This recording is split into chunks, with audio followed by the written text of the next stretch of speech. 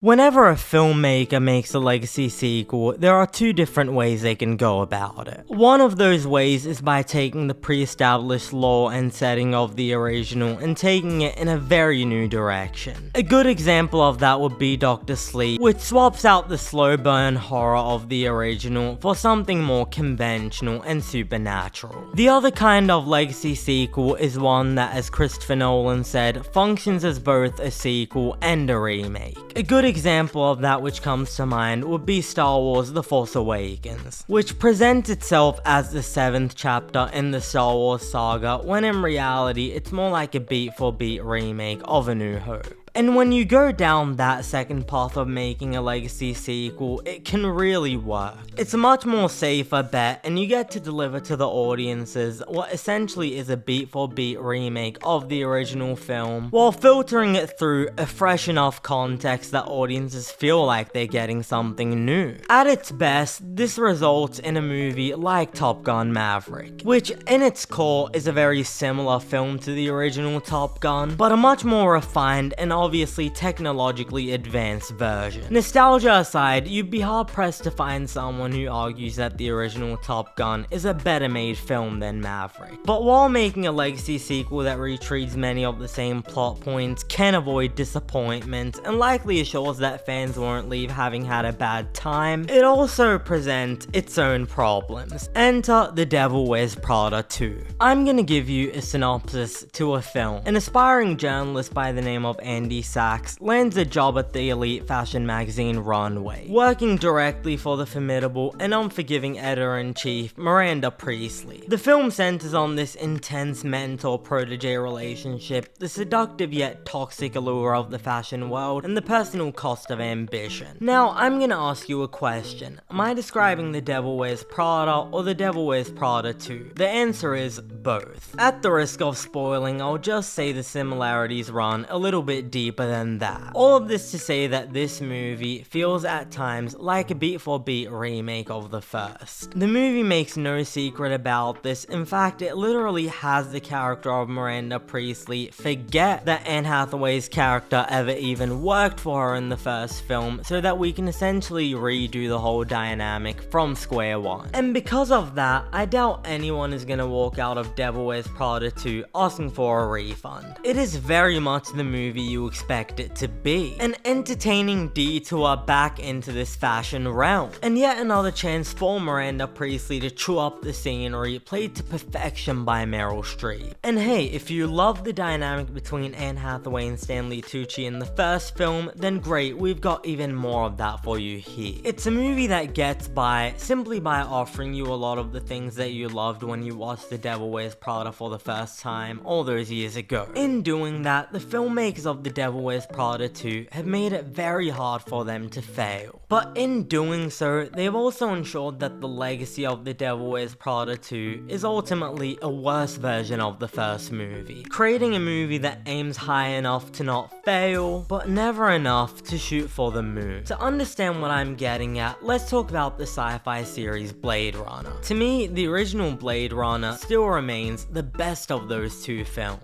There's something about the atmosphere, the ethereal score of Vangelis that still puts that movie on a league of its own. Yet, in spite of Blade Runner 2049, in my opinion, being not as good as the original film, I still love it. And a lot of that has to do with the fact that Blade Runner 2049 is ultimately aiming to do different things. Yes, a lot of the same ideas and visual motifs carry over, but fundamentally, the experience of watching the original Blade Runner differs greatly from 2049. And while I still put the original above it, particularly due to the atmosphere and the craft on display, I won't argue against anyone who says that Blade Runner 2049 is a structurally more well-rounded film, that it's an even more humanist one. And that's why I can appreciate Blade Runner 2049 despite thinking that the first film is way better, because it's playing to a different set of strengths. Because of that, it can genuinely stand on the merits of those strengths alone. Sure, the original Blade Runner is more effective at transporting you to a different time and place, but Officer K's story in the second film definitely tugged at my heartstrings way more than Deckard. So you end up with two incredible films that stand on their own, despite which one you think is better than the other. The same cannot be said about these two Devil Wears Prada movies. Because this film is trying to play into the exact same strengths and deliver a very similar experience to the original film, I spent much of my time in the movie feeling a little bit underwhelmed. Like I'd seen this done before and better. The novelty of that dynamic between Meryl Streep and Anne Hathaway when we watched the first Devil Wears Prada does not carry over here. So you end up with a solid dynamic, but one that's way less likely to end up with any good quotables. Traveling into this world is entertaining, but it was never gonna feel as fresh and as exciting as the first time we did. Seeing the character of Andy Sachs navigate a few problems here and there is decent, but it is nowhere near as compelling as it was in the first movie. Which brings me to perhaps my biggest problem with the Devil Wears Prada 2. The original Devil Wears Prada was a film about fashion, but ultimately it was a story about one woman. And in that movie, that woman's dreams felt large. They felt like the only thing that mattered, everything about the movie revolving around them. You hear a lot of people tell you that a film like Whiplash isn't about drumming, it's about ambition and the pursuit of greatness. You hear a lot of people say that Rocky isn't really about boxing, it's about a man earning his own respect. And that's why those movies transcend time and they're great to anyone, regardless of whether you enjoy drumming or boxing. But with Devil Wears Prada 2, I think the director made a big mistake. He made a movie that ultimately is about what you see on the poster and nothing deeper. The Devil Wears Prada 2 should have been about its characters. It should have been about their dreams, their hopes, their aspirations. But unfortunately, director David Frankel made a fashion movie about fashion. That's not to say the movie is completely without substance. There's interesting things about the shift that's going on within the fashion industry and journalism, but ultimately what makes audiences connect with the movie are characters. And ultimately, I can't tell you which perspective this movie is really anchored in. And despite Anne Hathaway being her always charming self, the character of Andy Sachs gets lost in all the noise. Her dreams feel much less big than they did in the first film. So yes, The Devil Wears Prada 2 hits enough of the same beats as the original and delivers enough of the comedy that you will leave it thinking you had at least a decent time. But it's a movie you won't be thinking about by the week's end. I mean, the way I look at it is like this. 5 years from now, you're sitting at home and you're thinking of something to watch. You hop on Netflix and you see two options, The Devil Wears Prada and The Devil Wears Prada 2. Is there anything that would ever incentivize anyone to pick Devil Wears Prada 2 over the first one?